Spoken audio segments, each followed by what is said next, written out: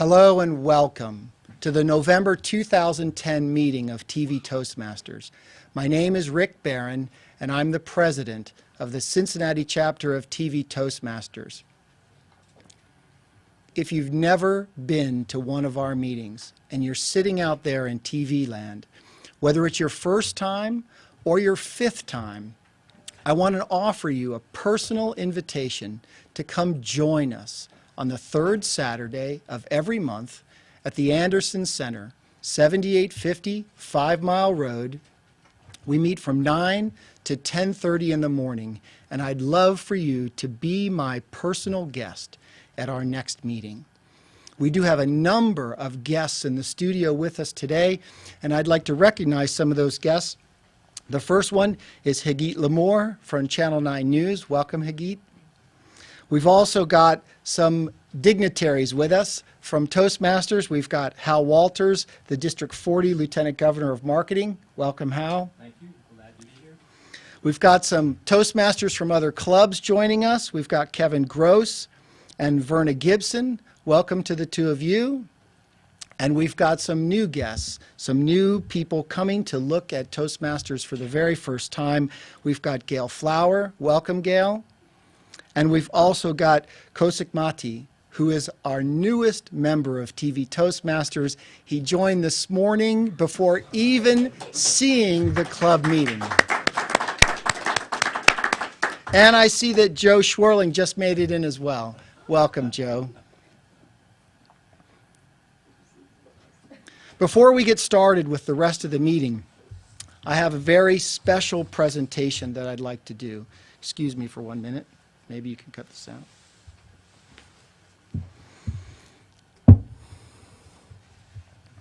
The Toastmasters Communication Achievement Award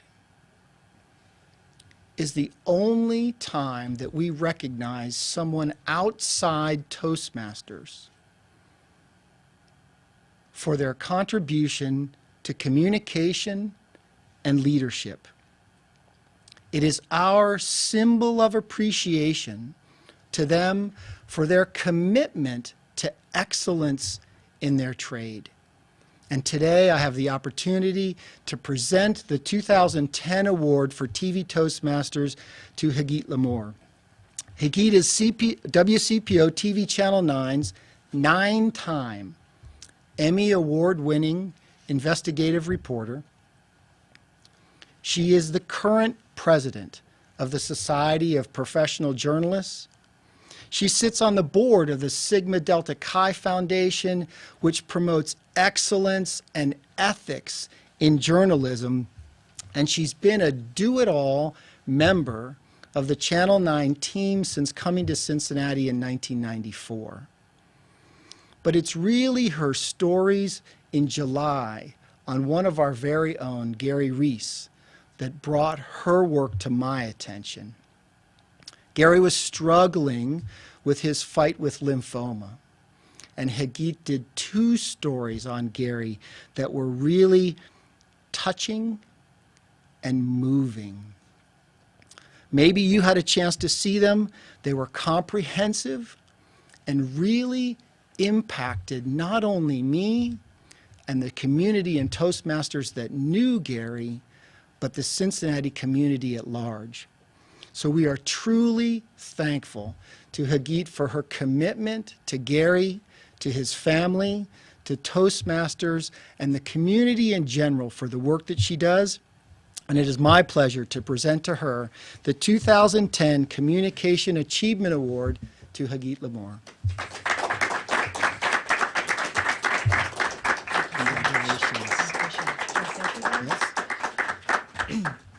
You know, I'm a little intimidated standing here before you because while my currency is words and speaking, I usually use notes. That's because I want my facts to be right every time. But one thing that Gary taught me was that the truest words come from the heart, and you need no notes for that. Gary Reese was an inspirational man.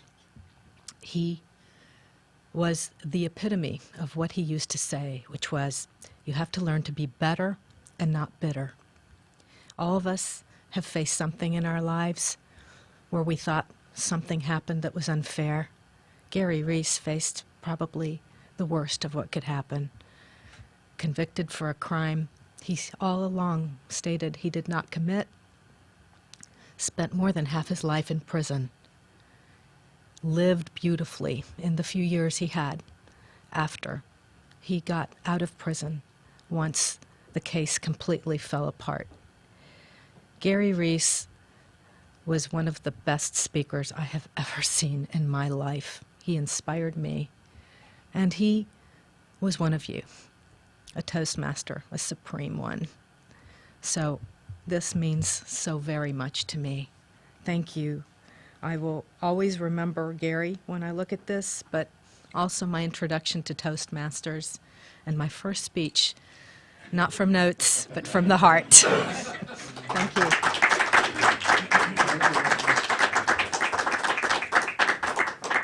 Thank you, Hagit. Now we can move on with the rest of our meeting. You may notice the holiday theme.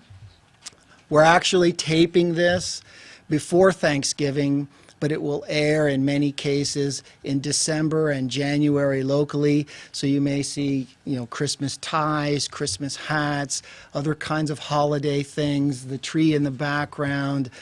So we are here to help bring Christmas to you. And our leader in doing that is the Toastmaster. Today, our Toastmaster is Jerome Manigan.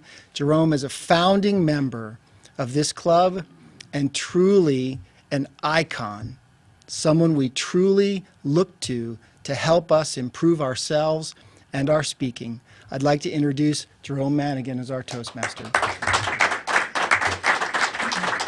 Thank you, sir. Thank you. And thank you very much for your gracious comments. I appreciate them. The Toastmaster is the person who holds the meeting together. Today I will function as the glue. I will move you from point A to point Z.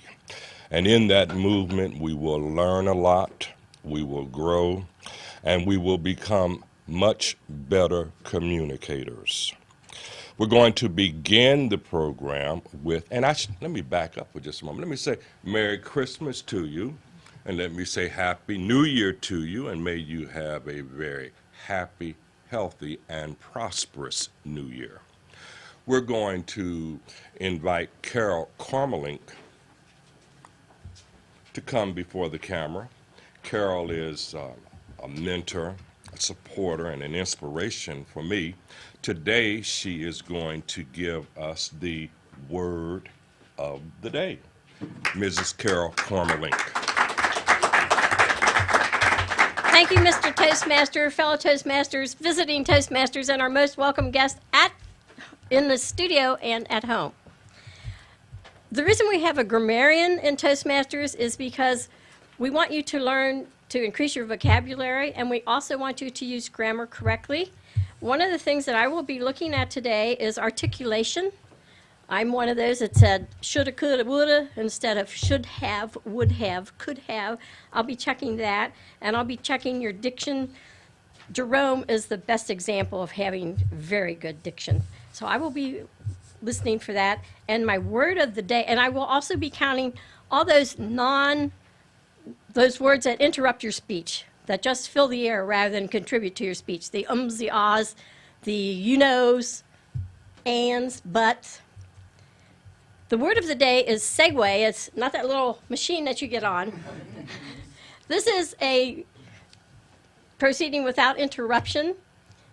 As Jerome said, he will segue from one segment of the meeting to the next. And to give you a use of that, daylight segues into dusk, or in Toastmasters, we segue from impromptu speaking to the planned speeches to the evaluations. The challenge is to use that every time when you're up here at the camera, to use that and to watch your ums and ahs, your diction, and your articulation. Mr. Toastmaster. Thank you, Carol. We've only been in the meeting for maybe 5 or 6 minutes, and already you've seen several segues. You've seen the segue from Steve Aaronhouse's presentation to Rick Barron's presentation to my presentation and Carol's presentation. Now we're going to segue into the next part of the program, and that is we are going to have the Tabletopics master, Miss Michelle Hennekes, to come up. Thank you. Thank you, everyone. This is actually my favorite part of the meeting, where we have a chance to allow you to practice speaking on your feet. So I'm going to ask a question and then select someone from the audience to come up and speak on that topic. To stay with the holiday theme today, our questions will be focused around that. So the holiday shopping season is upon us. Some of us love it. Some of us despise it. Come up here and tell me how you do it, what you think of it, and when you get it done. So please give us your view on holiday shopping. Verna Gibson.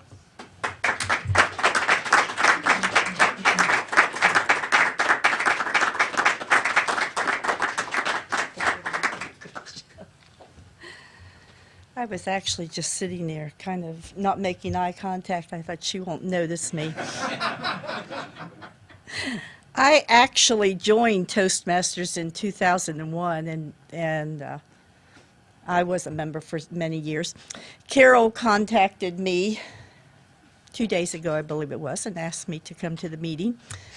I must say that I was glad to come and see Carol and everything, but one of the things that has always made me nervous is the table topics. I can be thinking of all kinds of things when I'm sitting there and somebody else is up here answering the question. Okay. I do very little for Christmas anymore. My grandchildren are all in their teens or slightly older. If I buy them anything, they are not likely to really want it, even though they would thank me and act pleased. I would never see it again. So the best thing that I can do for my grandchildren and even my own children is to give them a gift card or perhaps money. Money is always accepted. And if I give them a check, then I actually know when they have spent it. And I know it hasn't gotten lost, because that has happened in the past where the check never came through in my checkbook. But anyway, so for this year for Christmas, actually what we're doing is I am going to pay for rooms at the Fairfield Inn at Eastgate, and I have invited all of my children and grandchildren to come and share or have a room for 2 nights, and we will actually have our Christmas dinner and exchange our gift cards at the Fairfield Inn at Eastgate. So my Christmas is almost taken care of. I've already reserved the rooms. So that's it. Thank you. If you could sit on Santa's lap today, what would you ask for and why? Gail Flower.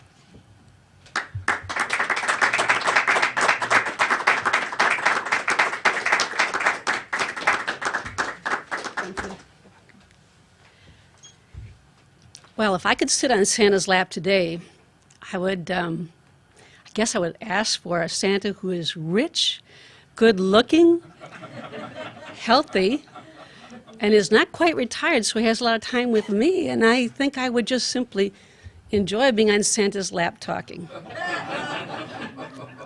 Now, before I segue into anything else, my grandchildren, the first card that I have of them being on Santa's lap, one of them is howling, just howling, screaming and crying, and the other was sitting like a proper little girl, just glad to be there.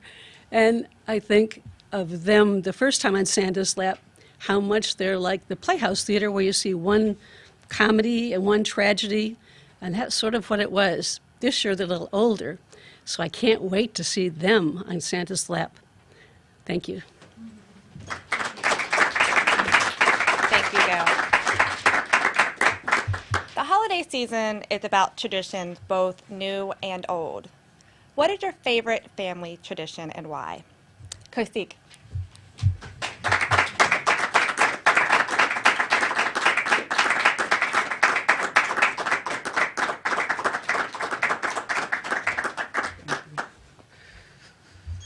So only this morning I have joined the Toastmasters, this club.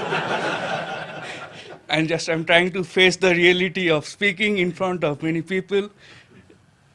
So for the holiday season, the tradition, I look for to brighten up the evenings in the holiday season and to buy more decorative bulbs for the house and put them everywhere in the house.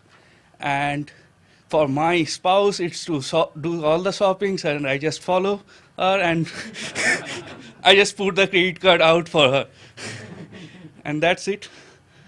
Thank you.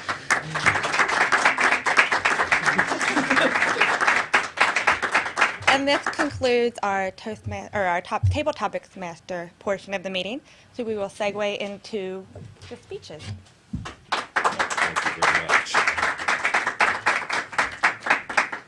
The reasons people join Toastmasters are probably as many and as varied as the membership of Toastmasters. Some of us join for the social outing. Others of us join because it's an opportunity to be involved in an organization that does good. And anytime one is developing oneself, that's a good activity. But by and large, the majority of people no doubt join Toastmasters so that they can become better speech makers. It's an opportunity to hone your skills as a speech writer and as one who delivers speeches. It can be very intimidating to stand in front of a crowd of people to make a speech. But Toastmasters allows you to overcome that fear, that discomfort.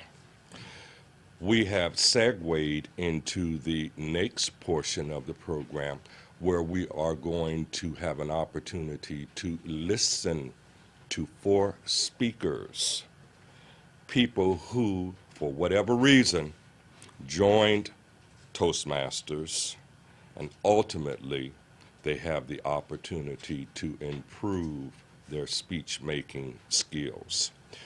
We're going to hear first from Rick Davis. He is a distinguished Toastmaster. He has been involved with this club since its inception. Most recently, he served as president of this club. And over the years, I have had the opportunity to hear Rick deliver some pretty interesting speeches. Today, he is going to present from the Competent Communicator Manual, his number 3 speech, which is Get to the Point. And the title of his speech is T-Shirt Philosophy. Join with me in welcoming Rick Davis. Thank you, Jerome. It's actually from the Professional Speaker Manual, and it's speaking to entertain, so you should be entertained, right? So the T-shirt said, "He who dies with the most stuff wins." Think about that for a second. We're going to get back to that. So I told Carol I'd wear a nice clothes today, but I didn't say I had to keep them on, right? So in 1940s, a T-shirt was a man's undershirt, right? And then we had the 50s, and people like Marlon Brando and the Streetcar Named Desire, Stella, and James Dean, Rebel Without a Cause, made the T-shirt a rebel stand. And of course, they had their pack of cigarettes rolled up in the sleeve. Now, I work for the Surgeon General, and it causes me great pain to buy cigarettes, so I'm not buying any cigarettes. I have my fake cigarettes in my sleeve. So this is my rebel phase, right? And then in the 60s, the T-shirt became the uniform of the youth generation. Make love, not war. The peace symbol. I don't think my stand is going to stay up here. But we're all familiar with the peace symbol and how that was ubiquitous. Power to the people. I'm with stupid, with the arrow pointing to the side. And bands were advertising. It was a cheap way of advertising. All you had to do was buy a silk screen and a stack of T-shirts, and you were in business. So we saw shirts for the Beatles and the Rolling Stones. Every band had their logo, and every corner had a T-shirt manufacturer. But today, things are different. Everyone wants their name on your T-shirt. Calvin Klein wants their name on your T-shirt. Fruit of the Loom wants their name on the T-shirt. Every rock band or sports team, including the Bengals, wants to be on your T-shirt, or on your belly, on your back. But the philosophical sayings are more interesting. They're bigger than a bumper sticker, so you can put more on them. They're not as onerous as having to read a book, and actually make something out of what they have to say. And so you can do things like, if I flash anybody, excuse me. I'm being as careful as possible.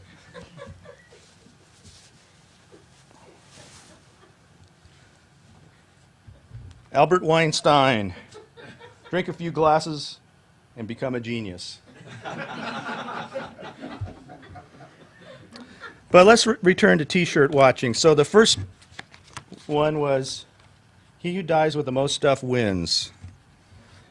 Now, if you think about it, if you've ever seen the cable television show called Hoarders, these are people that can't get rid of anything. They go into their house and you can't walk through the house because they have hoarded so much.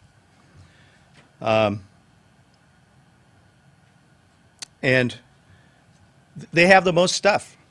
Clearly, they have a lot of stuff, but they're not winning. They're certainly not winning. So the next T-shirt I saw said, he who dies with the most toys wins. And toys are nice. I like toys, motorcycles, boats, sports cars. But the problem with possessions is that they can be lost, they can be stolen, or they can be destroyed. And by definition, toys lose their appeal. So I'm watching watching for the next set of T-shirts, and the next one comes by, and it says, "He who dies with the best stuff wins." Well, okay, that's still not a great philosophy to live by. And in fact, I have another T-shirt that. Sorry. So I wish the buck stopped here, right? But as the philosophers say, you can't take it with you, right? And the next T-shirt I saw was, "The man who dies with the most stuff is still dead." So anyway, what I want to do is I want to produce my own T-shirt, and I've been thinking about this for a while because this speech has been playing in my mind because Carol calls me like every 10 minutes. What is the name of your speech? What is it? What manual is it from? All that stuff. So I have to think about these things. So I decided that the T-shirt I'm going to make, the T-shirt that I hope to make a small fortune on, is "He who dies with the most friends win." So that's my T-shirt. So that's my introduction to the history of the T-shirt, and I hope that you were entertained. Mr. Toastmaster. Thank you.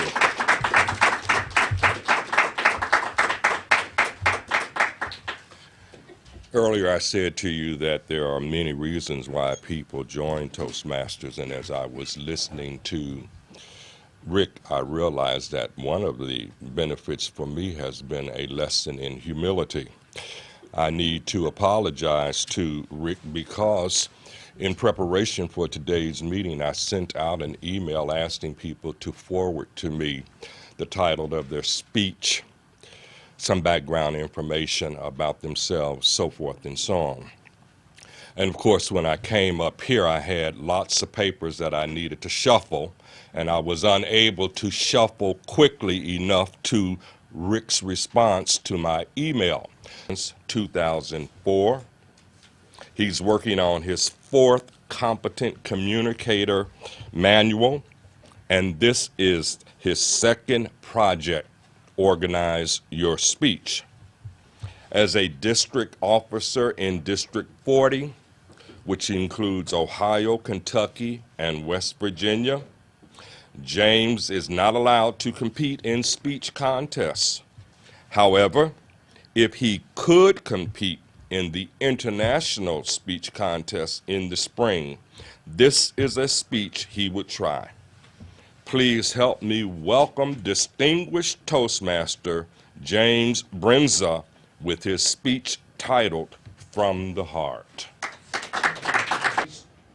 Join with me in welcoming James Brenza, distinguished Toastmaster, who will deliver a speech titled From the Heart. James.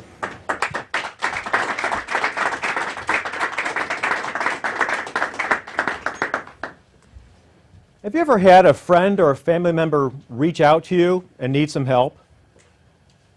Have you ever reached out to them and do your very best to help them and completely miss the mark? Welcome to my life. Mr. Toastmaster, fellow Toastmasters, honored guests, and all the visitors at home. And especially you guys, by the way. And if you think you're not in the club of missing the mark, go check with your significant other. You're there. Several years ago, when my father was in assisted living, as his power of attorney, I took on a lot of responsibilities. They were very, very busy weekends. Trips to the grocery store, the post office, the doctors, everywhere. At the end of one of those busy weekends, I decided to check in with Dad, had my checklist, and say, how are we doing? So Dad, are we doing okay here? James, you're completely missing the mark. But the list, the busyness, I'm here all the time. No, you don't understand. You're a dutiful son. You're running, and doing. Whether it's the grocery store, the pharmacy, the doctor, the medical staff, the errands, the sorting of the mail, the paying of the bills. You're doing. But you're never being. You're never being here for me. Wow. I struggled with that. I need you to talk about feelings.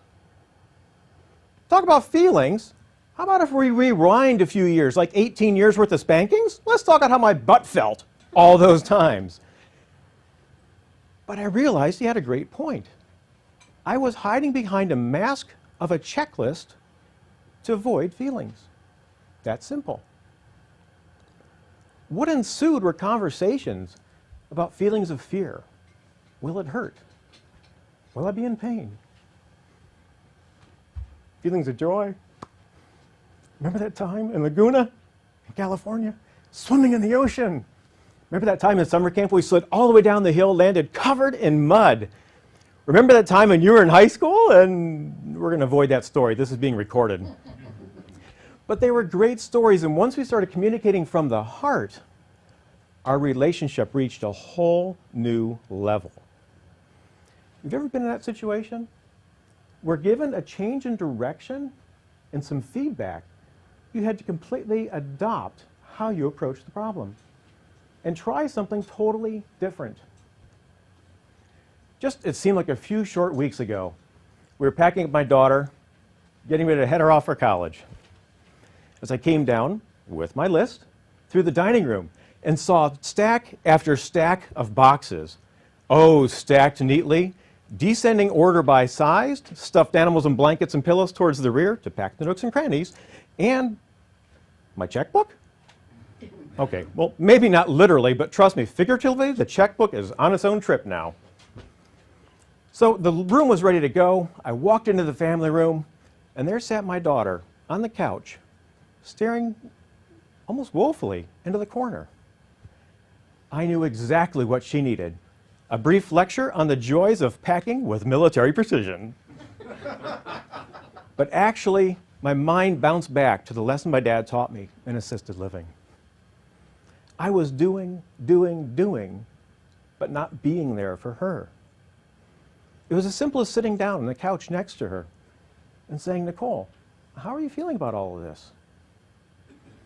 The tears that ensued and soaked my sleeve were not just hers. But we talked about feelings of letting go, feelings of I'm not ready to leave. Have you ever heard an 18-year-old say that? But talked about feelings that I'm not ready to be completely on my own and give up all of this. It was a tremendous feeling. And by communicating from the heart, we raised our relationship to a whole new level. It was now adult to adult rather than parent to child. So when people reach out to you, how do you approach the problem? Do you develop a list of things you need to do for them? And are you doing, and hiding behind that list of things that need to be done? Or are you being there for them, communicating from the heart and helping your relationships reach a new level? Mr. Toastmaster.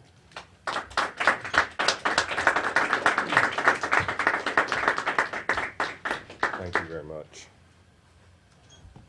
We're getting ready to hear the third speech of the day. That speech will be presented to us by a long-term member of TV Toastmasters, someone who over the years I have learned loves this season. Christmas time is a favorite time of the year for him. Darren Henderson has been with TV Toastmasters since its inception. He's been a Toastmaster for 10 years. He today will be speaking to us from the Competent Communicators Manual, and he will be speaking to us about Free for Christmas. Darren Henderson.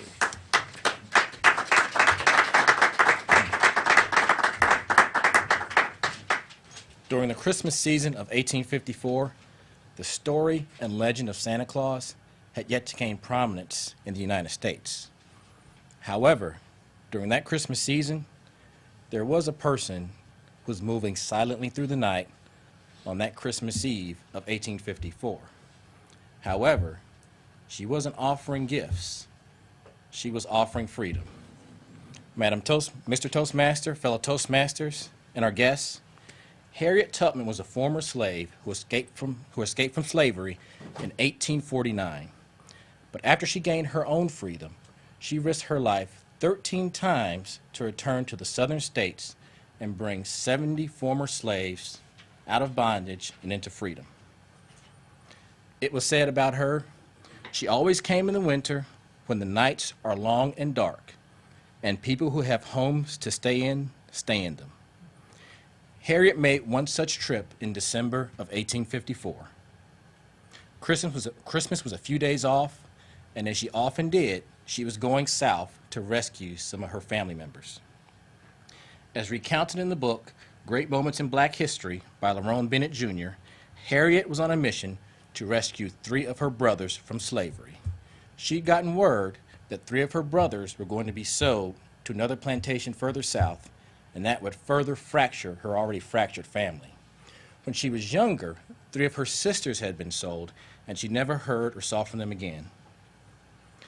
It took anywhere from 1 to 4 weeks to make the treacherous journey from the free state of Pennsylvania into the slave state of Delaware and into the slave state of Maryland, where she then went to her Southern Maryland birthplace. When she made the trip, Harriet carried a revolver, and she was not afraid to use it. She also carried money for bribes, extra clothing, and extra food. Harriet Tubman was the most unlikely of liberators. She stood barely 5 feet tall. Due to an altercation she had when she was younger with an overseer, she was hit in the head with a weight, and she suffered from symptoms very similar to epilepsy. She also was a wanted woman because of her past exploits. There were slave catchers throughout the South who used dogs to help find runaway slaves, and because of Harriet's reputation, if she'd been caught, she most likely would have been killed. Through coded communications and letters to free men of color, she passed the word on to her brothers that she would be coming for them. That's how she found herself on Christmas Eve of 1854 in a Maryland field with a group of runaway slaves. 2 among the group were her brothers, Robert and Benjamin, but the third brother, Henry, had not yet shown up. Henry was in the midst of a heart-wrenching decision.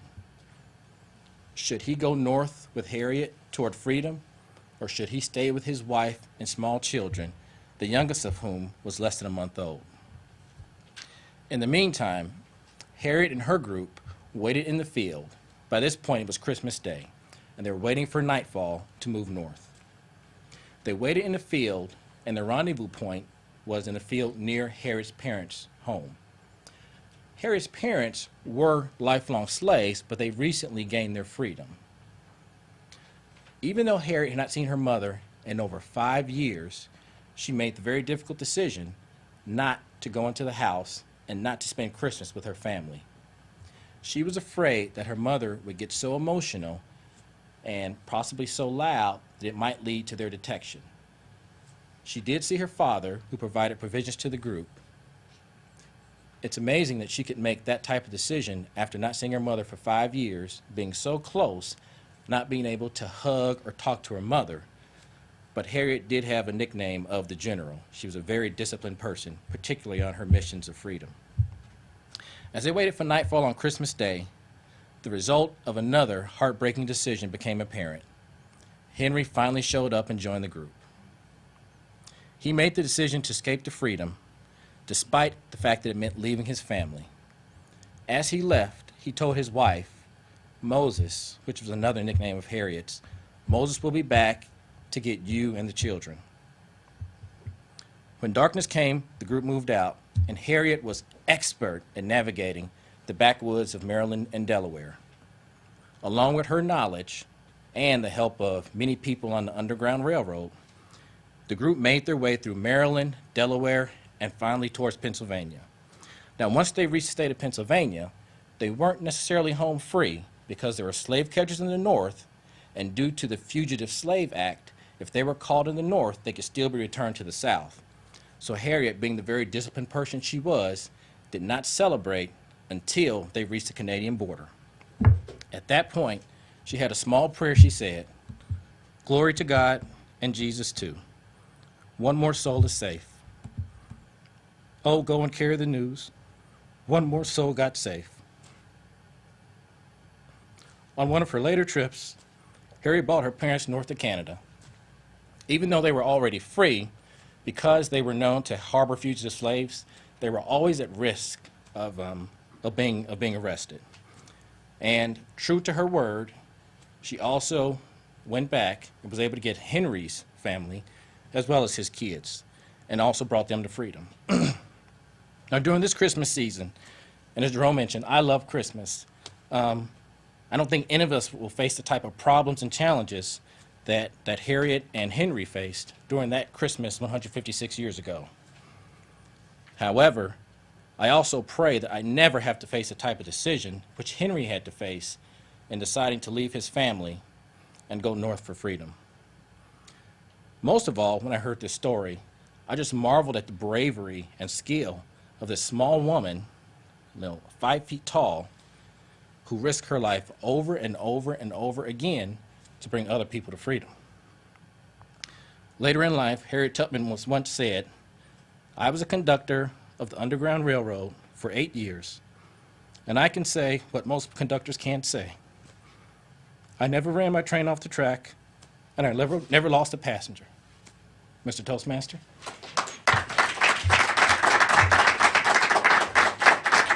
Thank you very much. Thank you very much. The next speaker says this of himself: I am a boomerang member of TV Toastmasters. He is returning to us after a year. He's been away consulting. He loves to travel. He has journeyed to all of the continents. He lives in Henderson with his family and has been a resident of this community for 15 years. It is my pleasure to introduce to you Dilip Kamath.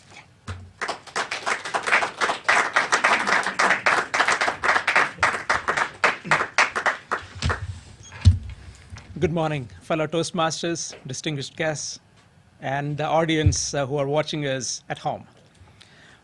My name is Dilip Kamath. This is my second speech. Before I begin my speech, I want to give a quick plug for Toastmasters. This is a great place for all of us to come and speak, listen, and learn. You can find the details at toastmasters.org, toastmasters.org, and I encourage you to join as soon as you can. The topic of my speech is, what are you doing? An interesting thing happened early this week. Bill Nye, the science guy, was planning to give a speech to a group of students at the University of Southern California. When he was about to go to the podium, he tripped and fell down. You would think that the students would get up from their seats and help Bill Nye. That did not happen.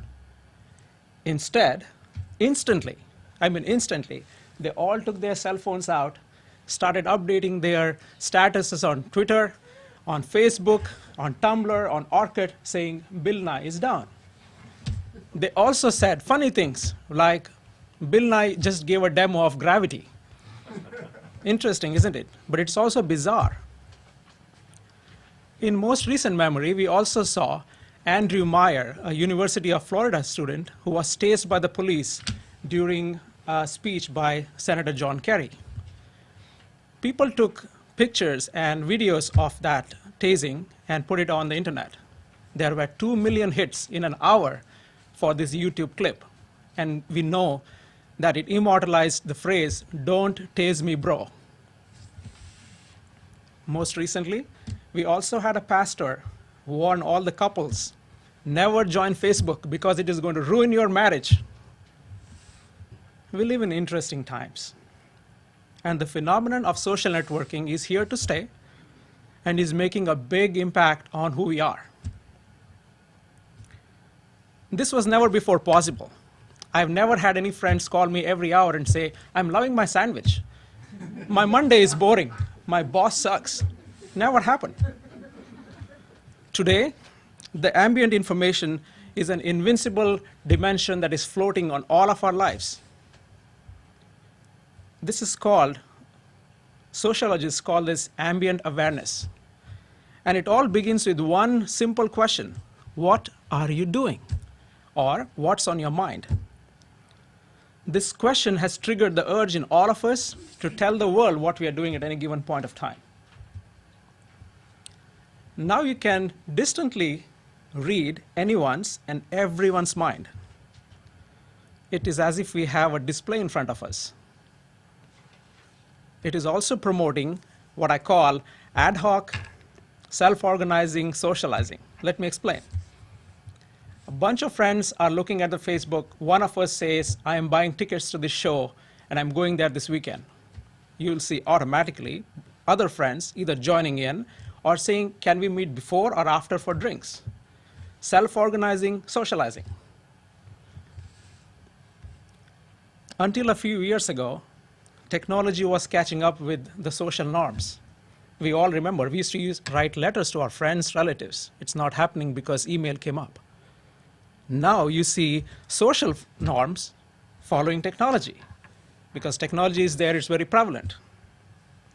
And when you do socialize, have you noticed there's something odd things about it? You never ask a friend these days, so what have you been up to? Because you already know. You look at their tweets, Twitter updates in the afternoon, and the next time you meet them, you just ask, so how's Timmy's what's Timmy's next ball game? Because you already know everything about them. This phenomenon started about 4 years ago, when students began updating what they were doing every minute, every hour on a website. They were talking about their moods, they were talking about who they were dating, what was happening, who was hot, who was not. And this today is known as the Facebook phenomenon. And students found out about every one of them, who were around them, who were alike them, and who were not alike them. Then there were little technology feeds, because we couldn't keep up with all the friends at all the time.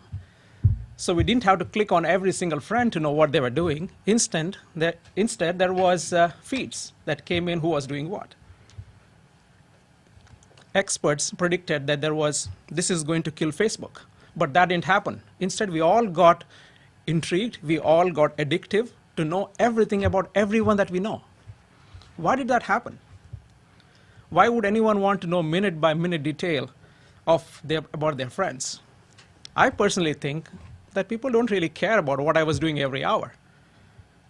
But as days went by, we noticed something changed. We were discovering and sense of a rhythm amongst our friends. Some friends were having fever, some were getting promotions, some were having a hellish week from a bad boss. It was oddly mesmerizing, but it was as if it was a metronomic click. We were expecting that to know. Now, this is an aggregate phenomenon. No message is the single most important message. And each individual bit of social information is not that important. But it is not significant. Sometimes it is boringly mundane. But when you take it all together, in the context of time, these little snippets become a collage, become a big picture, and it tells everything about your friends. You observe a tweet or an update, it is just boring. But you observe it over a week, it's a story. You observe a tweet or an update of a friend for a month, it's a novel. You observe it for a year, it's an epic. You know everything. Now, this is all not great news. There are problems too, because you're spending about an hour, 2 hours on Facebook, MySpace, Twitter, and other social networking sites, and it's taking a lot of your energy. There are good things, there are misadventures, there are sad news. Slowly, you are spreading your emotions really thin over all of your friends. One more thing, participation is not optional anymore, because if you don't update, your friends will, and they'll shape up who you are in the virtual world. It's like living in a small village. Everyone knows about you, and it is somewhat identity constraining. An example, a student wrote, "I'm downloading Pearl Jam." Within minutes, his friend responded on the wall of his Facebook, "No, you're not. Ha ha ha, I know you, and you're not into that." So you can't be somebody that you are not. On a positive front, psychologists say that this is helping each one of us to be more self-aware, because we are stopping, we are pausing, we are contemplating, we are self-inspecting, and it is actually a philosophical act. Having an audience that is live and real makes this self-reflection a little bit more acute, and also make sure that you not only tell accurate things, but also make it more interesting. And perhaps, just perhaps, that this will make one person seem very clear in all of us, and that is ourselves. As I thank my fellow Toastmasters, our TV audience, and distinguished guests, I'm curious to get an answer for one very important question. What are you doing? Thank you.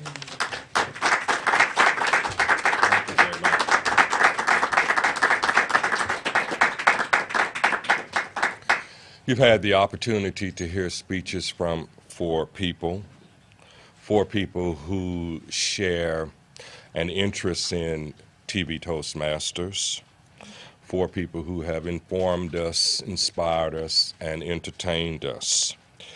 Now we are going to segue into the next part of today's program. A great segue into the next segment of the program, which will take just about 2 or 3 minutes. We're going to sing Jingle Bells while the camera pans the room.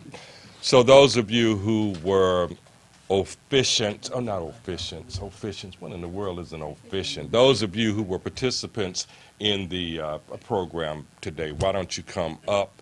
Let's sing happy birthday. Let's sing Jingle Bells.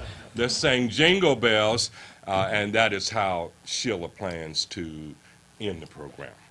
Okay. All right, so those of you who were involved, come on up. Why doesn't everybody come up? All right, that's good. Come on up. We'll get everybody up. Yeah, almost everybody here. I think Don want to hear anything. I'll give it back. I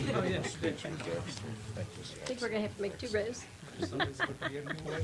What about you? Kevin, come on. Yes. Come on, Kevin. Come on up Come on, here. Kevin. Come Get on. up here, Kevin. You can just lip sync. Why? Come on in, Verna, come on over here. Oh, are you saying clues in? Pull it in, pull it in here, Verna. Come on, everybody over there. You got Carol. Yep. She's most All those important. people Can over you see there. her? Maybe some more people from down there. Gail, come on up here, front row. Yeah, they Gail. say some over on this side if you like. Don West, you can Don, get up come here. on in Don, up front, Don, Don. come on, Don. Don over here. But you were here. Get up here, Don. Are we ready? Are you going to get a countdown? Are you going to introduce this? Mm-hmm.